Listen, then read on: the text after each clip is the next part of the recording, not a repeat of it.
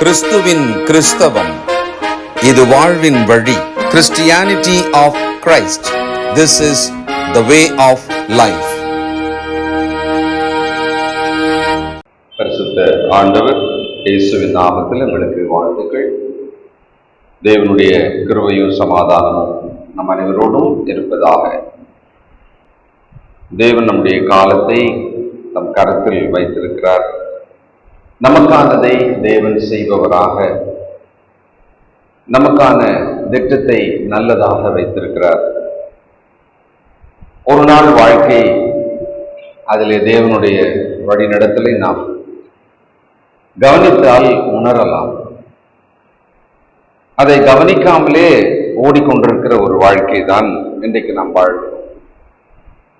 ஆக நீங்கள் உங்கள் வாழ்க்கையிலே ஒரு நாளிலே அன்றைக்கு தேவன் உங்களோடு கூட இடைப்பட்டதை, உங்களை காத்து வந்த விதத்தை, உதவி செய்ததை, அவருடைய கிருபையை, மனுஷ தயவை எண்ணி பார்க்க வேண்டும். இவ்விதமாக நாம் இருக்கும்போதுதான் ஒரு அர்த்தமுள்ள ஒரு வாழ்க்கையை வாழலாம், இன்னும் தேவனுக்கு பிரியமாக வாழலாம். இன்றைக்கு மனமாற்றத்துக்கு ஒரு முன்மாதிரி, அதற்கான ஒரு சம்பவத்தை பார்க்க போகிறோம். அப்போஸ்தலர் நடபடிகள் 8ஆம் அதிகாரம் 26 முதல் 40 முடிய. கர்த்தருடைய தூதன் பிலிப்பை நோக்கி, நீ எழுந்து தெற்கு முகமாய் எருசலேமிலிருந்து காசா பட்டணத்துக்கு போகிற வனாந்தர மார்க்கமாய் போ என்றார். கர்த்தருடைய தூதன் பிலிப்பை நோக்கி, பிலிப்பு எங்கே ஊழியம் செய்து கொண்டிருந்தார்? சமாரியாவில். அவர் சமாரியாவிலே ஊழியம் செய்து கொண்டிருந்த பொழுது அநேக அற்புதங்களை, அதிசயங்களை செய்தார். அங்கு பேதுரு வந்தார். வந்த பிறகு அந்த இடத்துல ஒரு சம்பவம் நடக்கிறது. சென்ற வாரம் பார்த்தோம், ஒரு மந்திரவாதி எலிமா என்பவர், அவருடைய விஷயத்தை நாம கவனிச்சோம். இப்பொழுது அப்போஸ்தலர்கள் எருசலேமுக்கு திரும்பிட்டாங்க. ஆனா பிலிப்பும் சேர்ந்து எருசலேமுக்கு வந்து விட்டாரா நமக்கு தெரியல. ஆனால் இங்கே பிலிப்பை நோக்கி, நீ எழுந்து தெற்கு முகமாய் எருசலேமிலிருந்து காசா பட்டணத்துக்கு போகிற வனாந்தர மார்க்கமாய் என்று சொல்றார். ஒருவேளை எருசலேமிலிருந்து போவதாக இருக்கலாம், அல்லது பிலிப்பி பட்டணத்திலிருந்து அவர் வருவதாக இருக்கலாம். எப்படி இருந்தாலும் ஏறக்குறைய ஒரு 100 மைல், 150 கிலோமீட்டர், சுமார் 150 கிலோமீட்டர் தூரம் இது. இப்போ ஆவியானவர் இவருக்கு சொன்ன ஒரு வேலை, இவர் போய் சேர வேண்டியது ஒரு 150 கிலோமீட்டர் இருக்கும். இன்றைக்கு 150 கிலோமீட்டர் என்பது நமக்கு ஒரு 2 மணி நேரத்துல வாகனத்துல போயிடலாம். ஆனா அன்றைக்கு நாளாகும். சரி, இந்த எத்தியோப்பிய மந்திரி, அடுத்த வசனம் பார்க்கிறோம். அந்தபடி அவன் எழுந்து போனான். அப்பொழுது எத்தியோப்பியருடைய ராஜஸ்திரியாகிய கந்தாகே என்பவளுக்கு மந்திரியும் அவளுடைய பொக்கிஷம் எல்லாவற்றுக்கும் தலைவனுமாயிருந்த எத்தியோப்பியன் ஆகிய ஒருவன் பணிந்து கொள்ளும்படி எருசலேமுக்கு வந்திருந்து, திரும்ப ரிட்டன் ஊருக்கு திரும்புற. எத்தியோப்பியாவிலிருந்து எருசலேமுக்கு வர வேண்டுமானால் ஏறக்குறைய 1500 மைல் தூரம். எப்படி பார்த்தாலும் ஒரு 2500 கிலோமீட்டர். ரதத்துல வந்தார். சரி, ஒரு ரதமானது ஒரு நாளைக்கு 20 மைல் அல்லது 35 கிலோமீட்டர் போகலாம். ஒரு நாள் பயணம்னா ரதத்துல போறதா இருந்தா ஒரு 35 கிலோமீட்டர் தான் போக முடியும். அப்படின்னா இவர் எவ்வளவு நாட்கள் எடுத்துக்கொள்ளணும்? ஏறக்குறைய எத்தியோப்பியாவிலிருந்து எருசலேமுக்கு வந்து அவர் தேவனை தொழுது கொண்டு திரும்பி போவதற்கு 5 மாத கால திட்டம். அப்படி ஒரு திட்டம் இருந்தா மட்டும்தான் அவரால் வந்து போகவே முடியும். இவர் ஒரு அன்னகர் அலி என்று சொல்லலாம். அடுத்தது, இவர் ஒரு சாதாரண ஆள் கிடையாது. ஒரு ராஜ்யத்துல ராஜாத்திக்கு மந்திரியும் பொக்கிஷம் எல்லாவற்றுக்கும் தலைவனுமாக பொருளாளராக இருக்கிறார். ரொம்ப உயர்ந்த பதவி, பொறுப்பான பதவி, பதில் சொல்ல வேண்டிய ஒரு இடத்துல இருக்கிறார். அவர் ரதத்திலே வருகிறார். அப்படியானால் அவருக்கு ரொம்ப பெரிய மதிப்பு இருக்கிறது.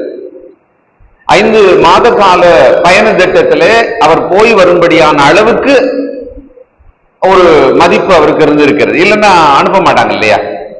ஒரு உயர்ந்த பதவி, நல்ல வசதி, செல்வாக்கு. ஆனா அவர்கிட்ட இருக்கக்கூடாதது இருக்கு.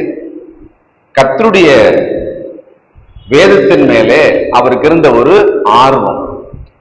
கர்த்தருடைய வேதத்தை வாசிக்கும் பொழுது அதை ஆராய்ந்து அது இன்னதென்று அறிந்து கொள்ளும்படியான ஒரு ஆவல். இதைதான் இன்னைக்கு நாம பார்க்க போகிறோம், கற்றுக்கொள்ள போகிறோம். இந்த எத்தியோப்பிய மனிதன் ஒரு யூதராக இருக்கலாம். இவர் எத்தியோப்பியால இருக்கலாம், ஆனா ஒரு யூதரா கூட இருக்கலாம். அங்க போய் வாழ்ந்த ஆளா கூட இருக்கலாம். சிதறி போனாங்க இல்லையா ஒரு காலகட்டங்கள்ல. அடுத்தது, இந்த மனிதன் எருசலேமுக்கு வருகிறார் என்று சொன்னால் எருசலேம் தேவாலயத்துக்குள்ளே போக முடியாது. உபாகமம் 23ஆம் அதிகாரம் முதல் வசனம். உபாகம் 23:1.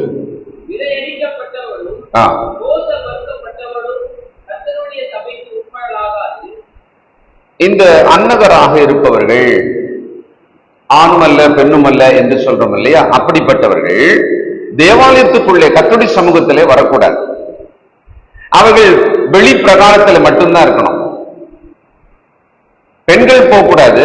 அதே மாதிரி இவங்களை தேவாலயத்தினுடைய பிரகாரத்துக்குள்ளே அனுமதிக்க மாட்டாங்க. சரி, இவ்வளவு மதிப்புடைய செல்வாக்குடைய ஒரு மனிதன், அதுவும் கையில அந்த ரதத்துல வரும் பொழுது படிப்பதற்கான தோற்றுள் அந்த காலத்துல இருக்கும்.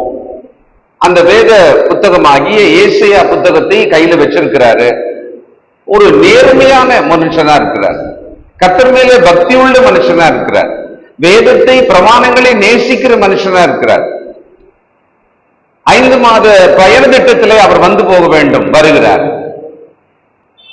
அப்படி வருகிற அந்த மனுஷன் இவ்வளவு பிரயாசம் எடுத்து வந்தாலும் கூட தேவாலயத்துக்குள்ள போக முடியாது. இவரால வெளிப்பிரகாரத்துல மட்டும்தான் இருக்கணும்.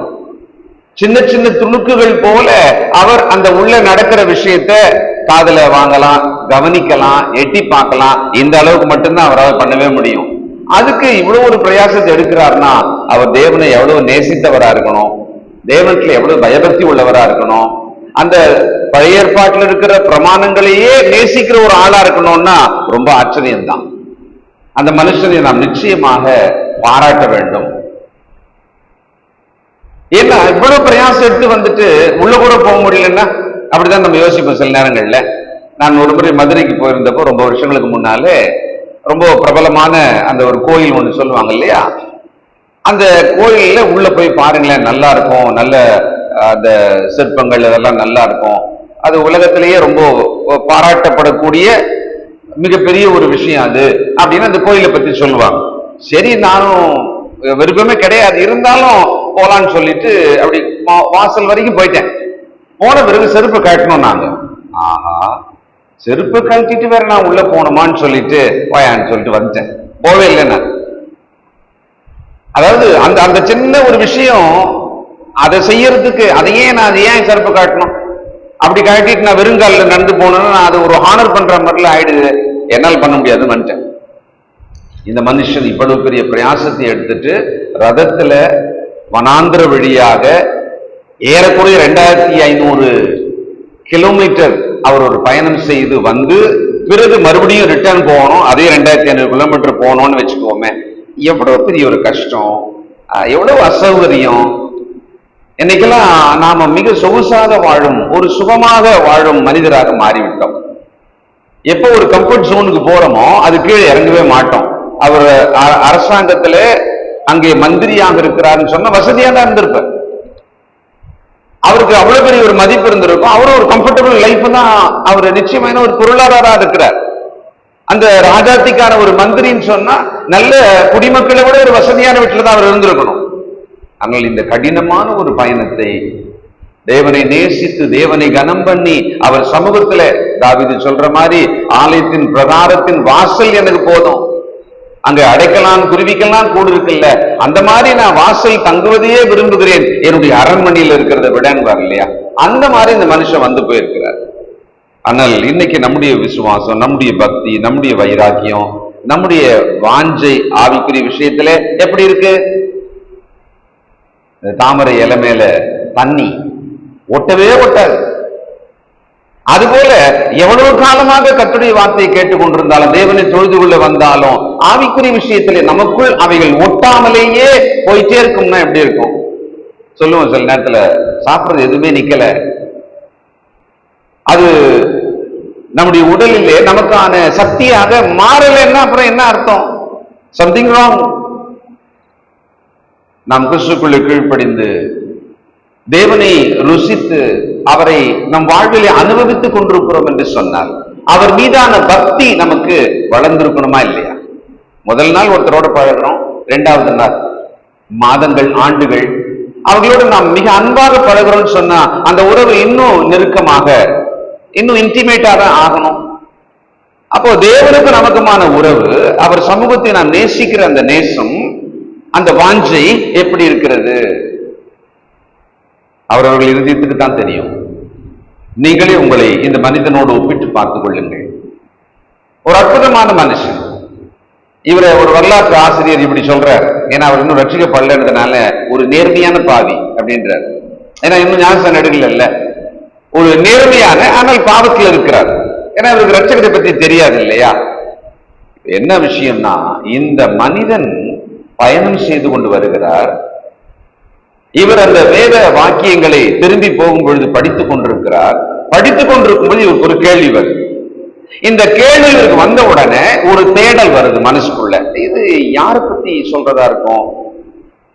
இந்த ரைட்டர் தன்னை பத்தி சொல்றாரா? யாரை பத்தி சொல்றாரு? யாரோ ஒரு மேய்ப்பனை பத்தியா? அடிக்கப்படும் ஆடு போல கொண்டு போகப்பட்டாருன்னா ஒரு மேய்ப்பனை ரிலேட் பண்ணிக்கலாம்ல. என்னடா இது அப்படின்னு சொல்லி இவருக்கு ஒரு கேள்வி வந்தது. அந்த கேள்வி வந்ததை, அந்த நினைவை பரலோகத்தின் தேவன் கவனித்தார். பாருங்க, கர்த்தர் நிமித்தமாக நாம் பிரயாசப்படும் பொழுது கர்த்தர் நம்மை மிக விசேஷமாக ரொம்ப கவனமாக பார்க்கிறார். நீதிமான்களின் மேல் கர்த்தருடைய கண்கள் நோக்கமா இருக்கிறது.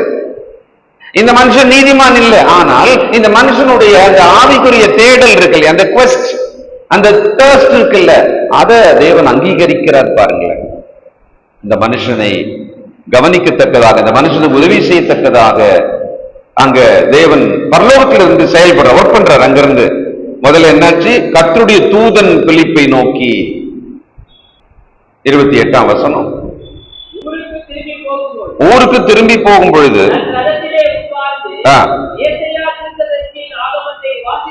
வாசித்துக்கொண்டு திரும்பி போகும் பொழுது அப்படின்னா அவர் போயிட்டு அந்த தேவாலயத்துக்கு தான் என்ன ஒரு செய்யணுமோ அதெல்லாம் செஞ்சுட்டு ஒருவேளை திரும்புறாருன்னு வச்சுக்கோமே.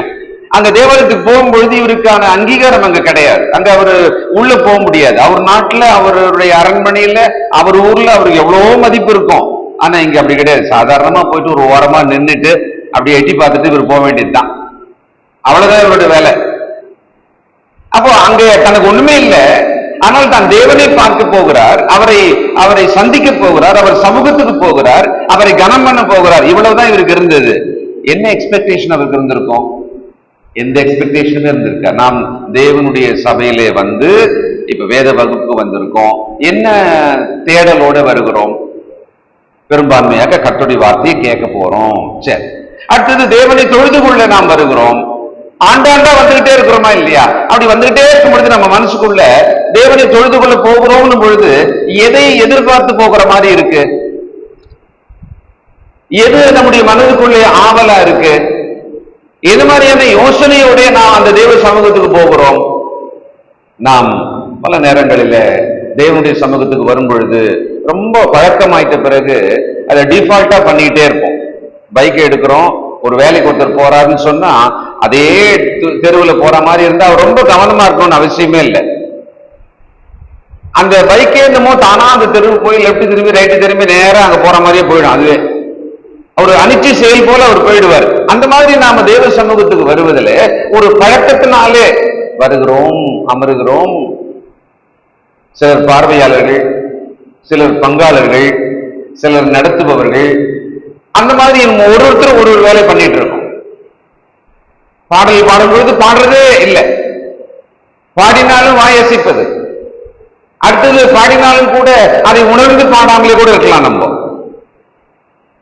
கர்த்தருடைய வார்த்தையை கேட்கும் பொழுது முழுமையாக ஆவலாக தாகத்தோட கேட்கிறோமா இல்லையா நமக்கு தான் தெரியும்.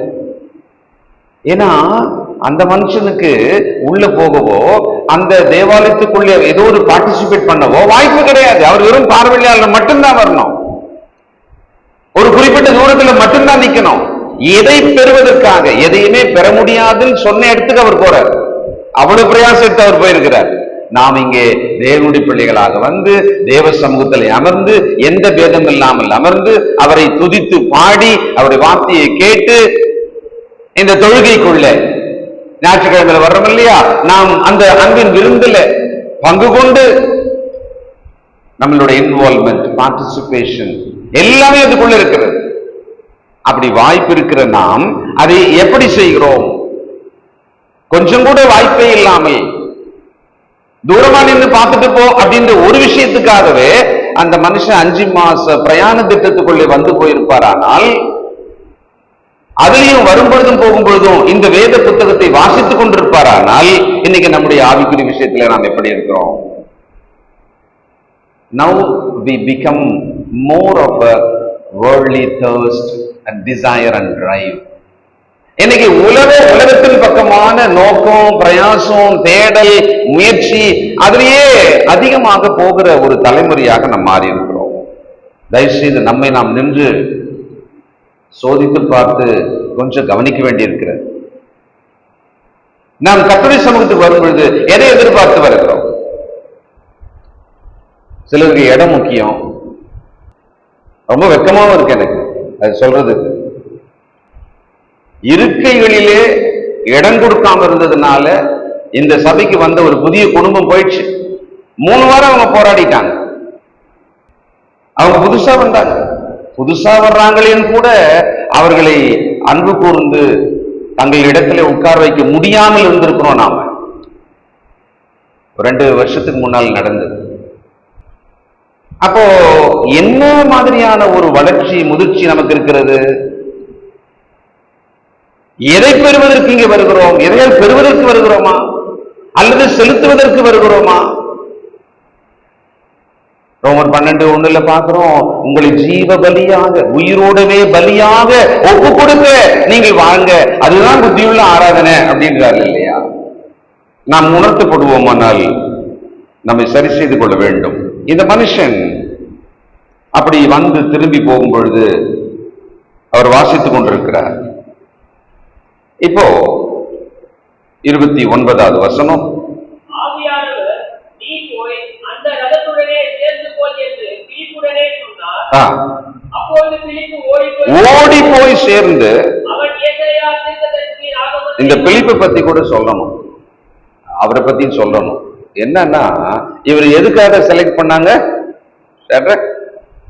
இந்த பிலிப்பை எதுக்கு செலக்ட் பண்ணாங்க? பந்தி விசாரிப்பு.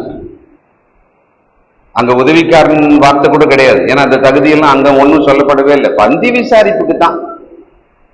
அப்போ சொல்றோம், அப்ப தம்பிங்கெல்லாம் கொஞ்சம் போங்க, பிரதர்ஸ் கொஞ்சம் போங்க, அங்க கொஞ்சம் சாப்பாடுலாம் போட வேண்டியிருக்கு, அரேஞ்ச் பண்ணுங்க அப்படின்னு சொல்றோம் இல்லையா? அதுக்கு ஒருத்தரை நியமிச்சு அவங்களுக்கு சொல்லிட்டோம்னு வச்சுக்கோங்க, அவங்க தானா போயிட போறாங்க. அப்படி பந்தி விசாரிப்புக்காக தெரிந்தெடுக்கப்பட்ட ஒரு மனுஷன் அவர், அவ்வளவுதான். ஆனா அவரு எப்படி ஸ்தேவான் பந்தி விசாரிப்புக்காக செலக்ட் பண்ணப்பட்டாலும் கூட கர்த்தருடைய வார்த்தையை நாடோறும் போதிக்கிறதுல வைராக்கியமான மனுஷனா இருந்தார் இல்லையா? அவருடைய மரணத்துக்கு பிறகு பிலிப்புக்கே கூட ஒரு பெரிய ஒரு உற்சாகம் வந்திருக்கும். இவரும் கூட கர்த்தருடைய வார்த்தையை போதிக்கிற ஒரு மனிதனாக இவரும் மாறிட்டாரு.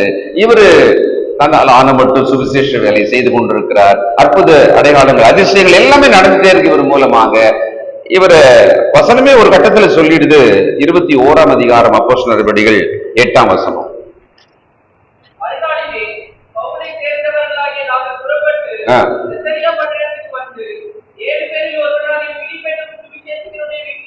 7 பேரில் ஒருவனாகிய பந்தி விசாரிப்புக்காக தெரிந்தெடுக்கப்பட்ட 7 பேர், அந்த 7 பேரில் ஒருவனாகிய பிலிப்பை இப்ப அவர் என்னன்றாங்க, சுவிசேஷகனாகிய பிலிப்பு இல்லையா, சுவிசேஷகனாகிய பிலிப்பு.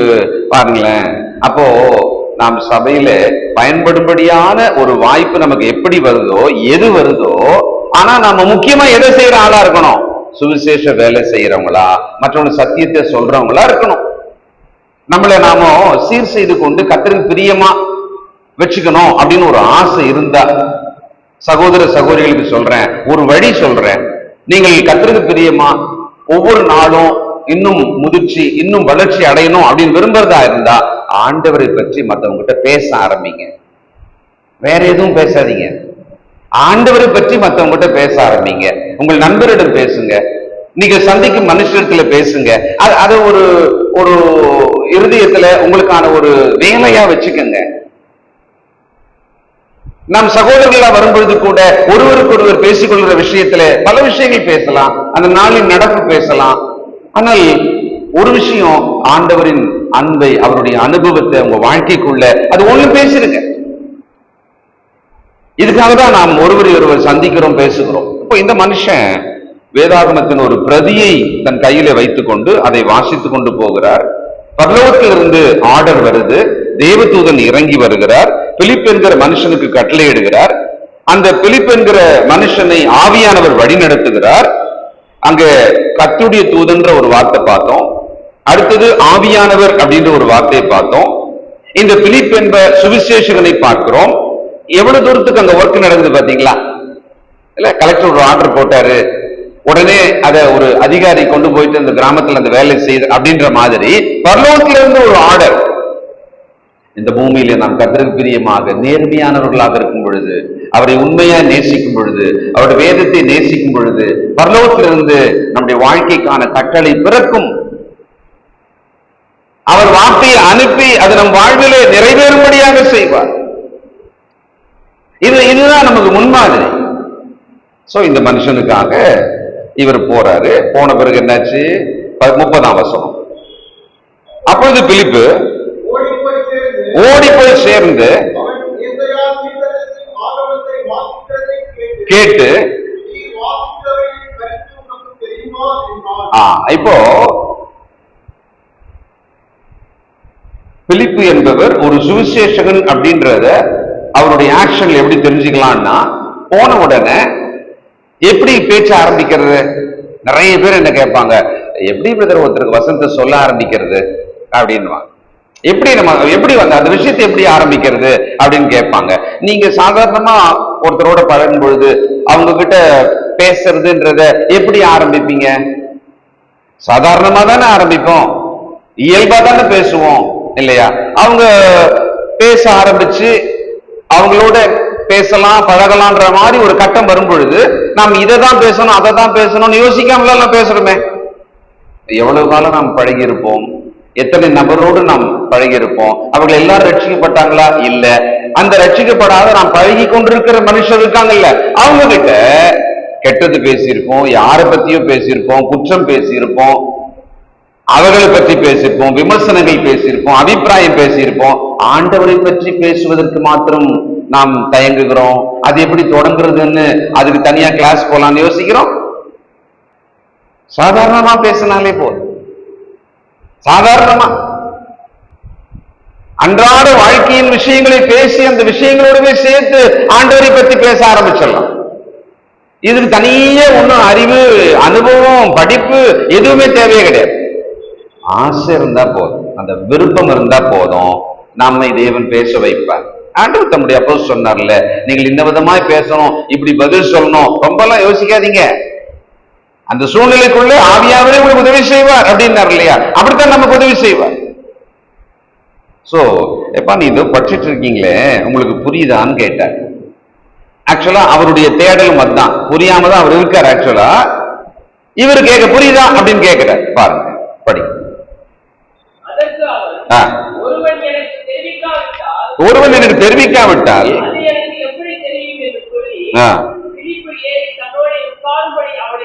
அவனை வேண்டிக் கொண்டான். ப்ளீஸ் வாங்க வாங்க வாங்க, உட்காருங்க உட்காருங்க. ஏன்னா இவர் ஆவலா தேடின விஷயம், அதை கேட்கிறான் கரெக்டா ஒரு ஆளுன்னு உடனே வாங்க வாங்க உங்களை தான் தேடினன்ற மாதிரி தூக்கி உட்கார வச்சுட்டார். தேவனை பற்றிய விஷயத்தில் ஒரு தேடல் இருக்குமானால் தேடுகிறவன் கண்டடைவான். இதான் இவர் தேடினாரு, கரெக்டா கண்டடைந்தார். அந்த மனுஷன் வந்துட்டார். நம்முடைய வாழ்க்கையில தேவனுக்கு பிரியமானதை தேடினால் தேவன் நிச்சயம் நம்முடைய வாழ்வில அதை கண்டடைய செய்வார்.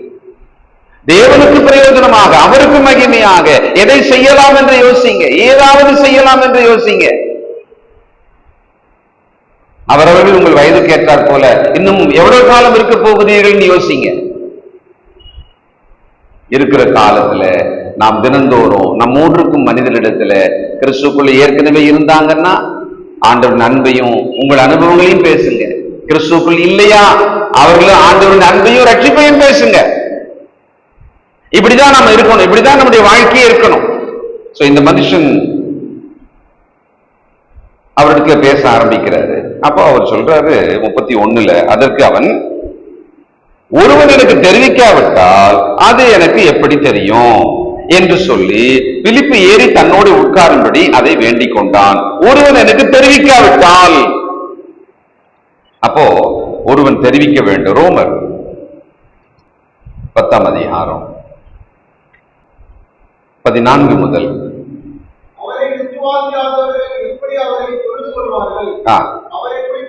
கேள்விப்படாதவர்கள் எப்படி விசுவாசிப்பார்கள்? எப்படி கேள்விப்படுவார்கள்? எப்படி பிரசங்கிப்பார்கள்?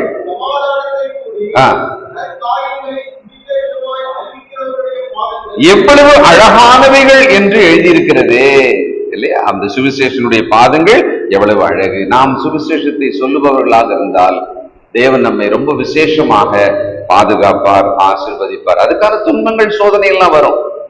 சாத்தான் ஒண்ணு சும்மா எல்லாம் இருக்க மாட்டான். ஆனா தேவனுடைய கரம் நம் மீது இருக்கும். அவர் நம்மை வழிநடத்துவார், அவர் நம்மை ஆசீர்வதிப்பார். அப்போ இந்த சுவிசேஷத்தை சொல்வதற்கு இயல்பாகவே பேசினால் போதும். இப்போ அவர் என்ன சொன்னார் பாருங்க, 32. அவர் வாசித்த வேத வாக்கியம் என்னவென்றால், அவர் ஒரு ஆட்டை போல அழிக்கப்படுவதற்கு கொண்டு போகப்பட்டார். மயில் கத்தரிக்கிறவனுக்கு முன்பாக சத்தமிடாதிருக்கிற ஆட்டுக்குட்டியை போல அவர் தமது வாயை திறவாதிருந்தார். அவர் தம்மை தாழ்த்தின போது அவருடைய நியாயம் எடுத்து போடப்பட்டது. அவருடைய ஜீவன் பூமியிலிருந்து எடுபட்டு போயிற்று. அவருடைய வம்சத்தை யாராலே சொல்லி முடியும் என்பது இது அவருக்கு புரியவே இல்லை. ஏசாயா 53ஆம் அதிகாரத்திலிருந்து தான் இதெல்லாம் அங்க வாசிச்சிருக்கிறாரு. அப்போ அவருக்கு இது யாரை பத்தி சொல்றாரு? தம்மை குறித்தோ? மந்திரி பிலிப்பை நோக்கி, தீர்க்கதரிசி யாரை குறித்து இதை சொல்லுகிறார்? தம்மை குறித்தோ வேறுவரை குறித்தோ எனக்கு சொல்ல வேண்டும் என்று கேட்டுக்கொண்டான். நாம் கர்த்தருடைய வேதத்தை வாசிக்கும் போது நமக்கு கூட கேள்வி வரும். நமக்கு சொல்றவங்க இருந்தா கேட்டுக்கலாம், அப்படி இல்லைன்னா அமைதியா இருந்துருங்க. ஏதோ ஒரு வகையில உங்களுக்கான பதில கடவுள் உங்க காதுல கேட்க வச்சிருவார். ஏதோ ஒரு வகையில அதுக்கான பதில கொஞ்ச நாள்ல நீங்க காதுல கேட்டுருவீங்க. நிச்சயமா தேவன் எல்லாவற்றுக்குமான பதிலை தம்மிடத்துல வச்சிருக்கிறாரு. நாம் இந்த மனுஷனுடைய நேர்மையான இருதயத்தை, அவர் தேவனை தேடினத, தேவன் அவரை தேடி வந்ததை நாம் பார்க்கிறோம். ரொம்ப அழகான சந்திப்பு. ஒரு சுவிசேஷன் அவரை அழகா சந்திச்சுட்டாரு. இங்க இருக்கிற நம்ம நிறைய பேரை ஒருத்தர் வந்து சந்திச்சார், ஒருத்தர் நமக்கு சத்தியத்தை சொன்னார். நாம் அப்படிதான் வந்தோம். நாம கண்டுபிடிச்சு நாம அப்படியே தேடி வந்து இந்த ரட்சிப்பை அடைந்ததாக நிச்சயமா இல்லை. ஒருவர் சொன்னார், யாரோ சொன்னார். இப்ப டெலிவிஷன்ல பார்த்துட்டு கூட ஒருத்தர் கால் பண்ணாங்க. அவங்க இருக்கிற ஒரு இடம் சொன்னாங்க. சுற்றிலும் எங்க ஆகல சபைன்னு அவங்களே தேடி வர பார்த்திருக்காங்க. நம்ம அவங்களுக்கு கிடைக்கலையே பிரதர் இந்த கிறிஸ்துவின் சபை என்பது அப்படின்னாங்க. அப்புறம் நான் 2-3 பேரை விட்ட பேசி இன்னைக்கு எல்லாம் அதுக்கான முயற்சி செய்து அவங்களுக்கு அருகில் இருக்கிற ஒருவரை கண்டுபிடிச்சு அவங்களுக்கு தகவல் கொடுத்துட்டேன். அவங்க தேடினாங்க, அவங்களா முயற்சி செய்தாங்க. பிறகு தேவன் வந்து அவங்களை வழி நடத்துறாரு. ஓ, இவங்க கிட்ட கேட்போமே அப்படின்னு சொல்லி உடனே அவங்களுக்கான ஒரு பதில அவங்களுக்கு அருகிலேயே ஒருவரை கண்டுபிடிச்சு என்ன வேலையா செய்ய வச்சு தேவன் அவங்களுக்கு சொல்லிட்டாரு. இப்போ இன்னைக்கு தேவன் அதான் செய்யறார்.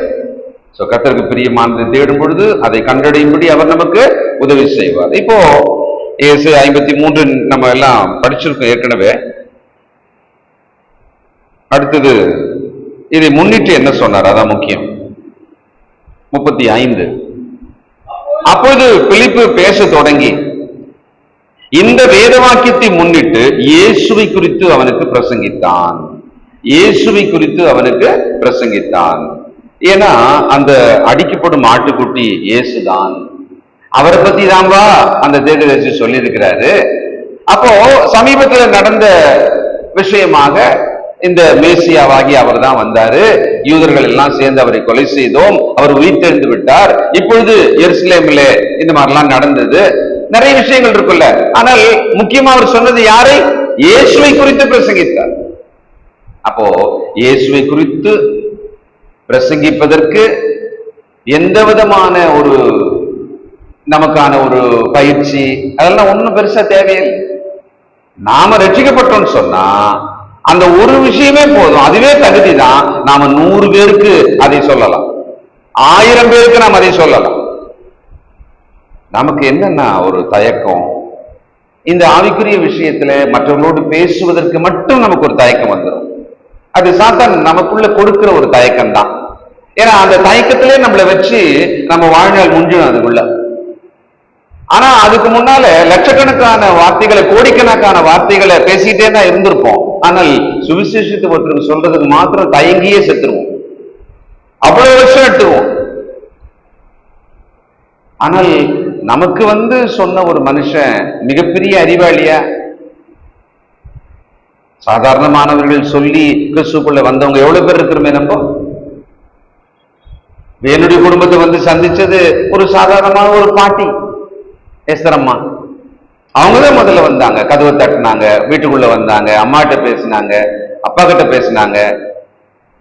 அவங்க படிப்பே எந்த அளவுக்கு இல்லாத, ஒரு பெரிய அறிவு, வேத அறிவுலாம் இல்லாத, அவங்க கேட்டதை எழுதி வச்சிருப்பாங்க. அந்த எழுதி வச்சதை எங்களை படிக்க சொல்லுவாங்க.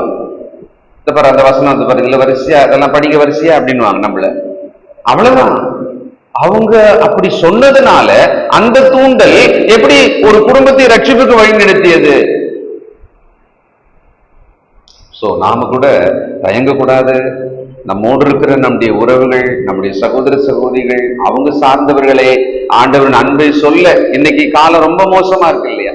இந்த காலம் ரொம்ப மோசமா இருக்கு. நம்மால் ஆன மட்டும் ஆண்டவரின் அன்பை பற்றி பேசுவதற்கு நாம் முயற்சி செய்யணும். இயேசுவை குறித்து பிரசங்கித்த பொழுது கண்டிப்பா ஞானஸ்தானத்தை பற்றி பேசிதான் அவர் முடிச்சிருக்கணும், ரட்சிப்பை சொல்லியிருக்கணும் இல்லையா? ஏன்னா அடிக்கப்படும் ஆட்டுக்குட்டி போலன்னாக்கா எதுக்காக?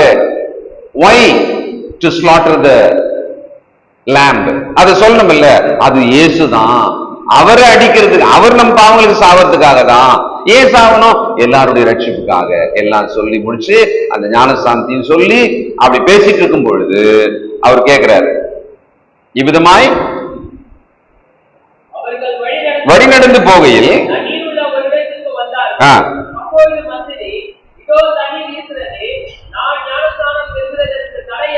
தடை என்ன என்றான்.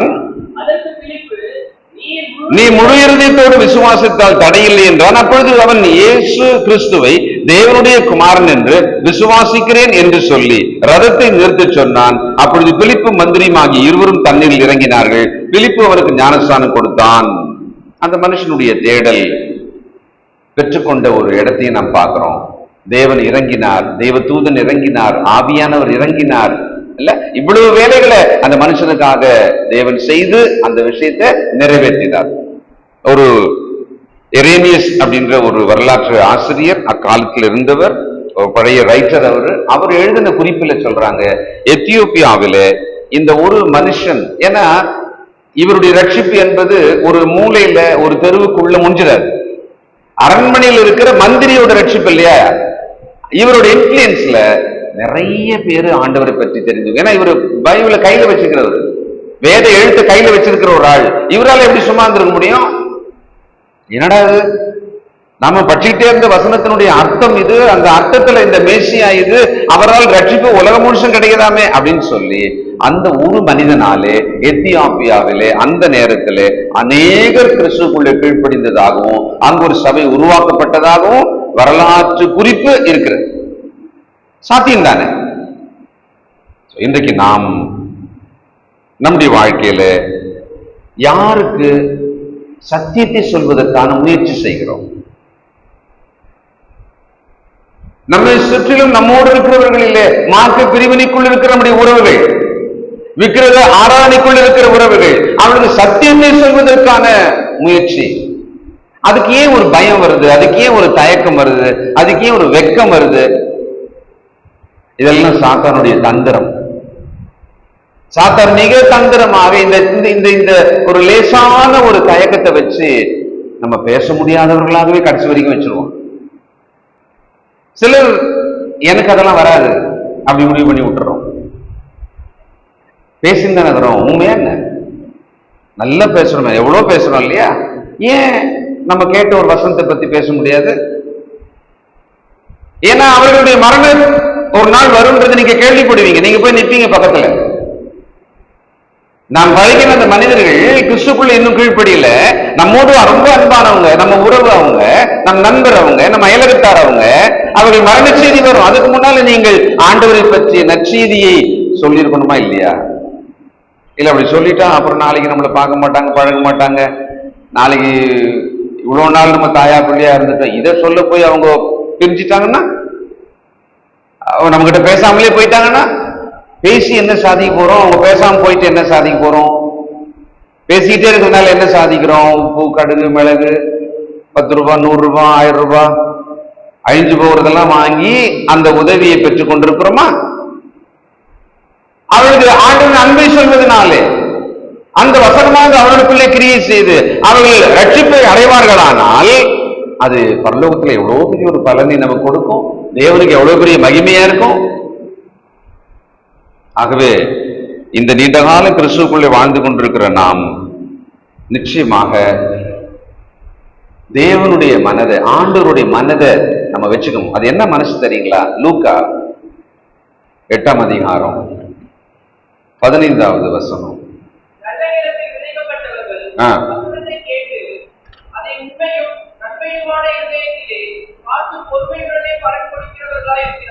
நல்ல நிலமாக இருக்கு, நல்ல நிலமா இருக்கு. அதுல ஒரு விவசாயி ரொம்ப மகிழ்ச்சியா விதைகளை போடுறாரு. அது நல்லா வரும், நல்ல விளையும் அப்படி நல்லாவே தெரியுது. நம்மோடு கூட இருக்கிறவர்கள் கர்த்தருடைய வசனத்தின் மேலே ஆவலா இருக்கிறார்களா? ஓகே, அவங்க கிட்ட நம்ம பேசலாம், அது ஒரு ஈஸி ஆயிடும். ஆனா நான் சொன்ன ஆண்டவருடைய இருதயம் இருக்குல்ல, நமக்கெல்லாம் தெரிஞ்ச வசனம் தான் அது. என்னன்னா, இழந்து போனதை தேடவும் ரட்சிக்கவுமே வந்தேன். இந்த மனுஷனோட தேடல தேவன் கவனிச்சாரு. அவனை தேடி போகும்படி ஒரு சுவிசேஷனை அனுப்பினாரு, அவனை ரட்சித்தார். சரி, ஆண்டவர் வந்தாரு. அவர் வந்ததே எதுங்களாம்? அவர் தேடி வந்தாராம். இழந்து போன தம் ஜனத்தை, இந்த உலகத்தில் இருக்கிற எல்லா மனுஷரை அவர் தேடி வந்தார். அப்ப அந்த சீக்கிங் அப்படின்றது நம்ம மனசுக்குள்ள கண்டிப்பா இருக்கணும். ஆக இந்த பிலிப் என்கிற ஒரு மனிதன் மிக சாதாரணமான உணவு பங்கிடும் வேலைக்கு அழைக்கப்பட்டவர். ஒரு சுவிசேஷகனாக பாருங்க, இந்த அப்போஸ்தலர்களுடைய எண்டுல இவர் சுவிசேஷம் அடையாளப்படுத்துவதற்கு தேவன் ரொம்ப கரெக்டா அந்த வார்த்தையை சொல்லிட்டாரு. அந்த 7 பேரிலே ஒருவனாகிய சுவிசேஷகனாகிய பிலிப்புன்ட்டாரு. அப்போ கர்த்தருக்கு பயன்படும்படி அவருடைய அன்பை மற்றும் சொல்லும்படி நாம் முயற்சி செய்து, அந்த ஆவல் முதல்ல இருந்தா போதும், அந்த தேடல் நமக்கு இருந்தா போதும். நம்மோடு கூட இருக்கிறவர்களுக்கு நாம் அதை சொல்லும்படியாக விரும்பினா போதும். தேவன் அதுக்கான வழியை, அதுக்கான வாய்ப்பை நிச்சயமா நமக்கு உண்டாக்குவார். ஒரு முறை செய்து சோர்ந்துருவோம், 2 முறை செய்து சோர்ந்துருவோம். ஆனா சோர்ந்தும் போக கூடாது. நிறைய பேர் ஞானசாமி எடுத்தப்போ ஆரம்பத்துல சொன்னவங்க தான், நிறைய பேர் கூட்டிட்டு வந்தவங்க தான். ஆனா அதுக்கப்புறமா ஸ்டாப் பண்ணிட்டோம். பல வருஷங்களுக்கு அந்த வேலை செய்யறதே இல்லை. அதுவும் சாத்தானுடைய தந்திரம் தான். நாம் ஏன் அப்படி செய்தோம்? நமக்கு சௌகரியமா இல்லை, நமக்கு அது கம்ஃபர்டபுளா இல்லை, நமக்கு அது மதிப்பா இல்லை, அதனால விட்டோம். இதை கூட பொறுத்து கொண்டு அடுத்த ஒரு ஆத்மாவிடத்துல நாம் போகாமல் விட்டுட்டோமே ரொம்ப வருஷமா. யோசிங்க, நமக்குள்ளே சுவிசேஷ வேலை செய்யும்படியான இயல்பு இருக்கிறது, முடியும் நம்மளால. ஆனா செய்யாம இருக்கிறோம் இல்லையா? அதுக்கு இந்த பிலிப்பு நமக்கு ஒரு நல்ல உதாரணம். சத்தியத்தை தேடுபவர்கள் நம்ம சுற்றிலும் இருக்காங்க, கண்டிப்பா இருக்காங்க. இரக்கமுள்ள பிதாவே, பரிசுத்தரே, இதோ முதல் நூற்றாண்டு சபையின் வரலாற்றிலே மிகப்பெரிய வசதியான அந்தஸ்துள்ள, ஆனால் தேவாலயத்தின் பிரகாரத்தில் தூரமாய் நிற்கும் தகுதி மட்டும் பெற்றுக்கொண்ட அந்த மனுஷன் 4-5 மாதங்கள் பயண திட்டத்திலே சமூகத்துக்கு வந்து போன ஒரு மனுஷன், வேதத்தை நேசிக்கும் ஒரு நேர்மையான மனுஷன், உண்மையாகவே உம்முடைய வசனத்தின் அர்த்தத்தை தாகத்தோடு தேடின மனுஷன், நீர் இறங்கி இந்த பூமியிலே ஆளை அனுப்பி ரட்சிப்பை செய்து இவ்விதமாய் ஒரு மனிதனுக்காக பரலோகம் வேலை செய்ததை, தேவ தூதனை அனுப்பியதை, ஆவியானவர் செயல்பட்டதை நாங்கள் பார்க்கிறோம்ப்பா. அப்படியே நீர் எங்களையும் ரட்சித்தீர். எங்களிடத்திலே ஒரு மனுஷர் வந்தான், அவர்கள் சத்தியத்தை சொன்னார்கள், அது மூலமே நாங்களும் ரட்சிக்கப்பட்டோம்.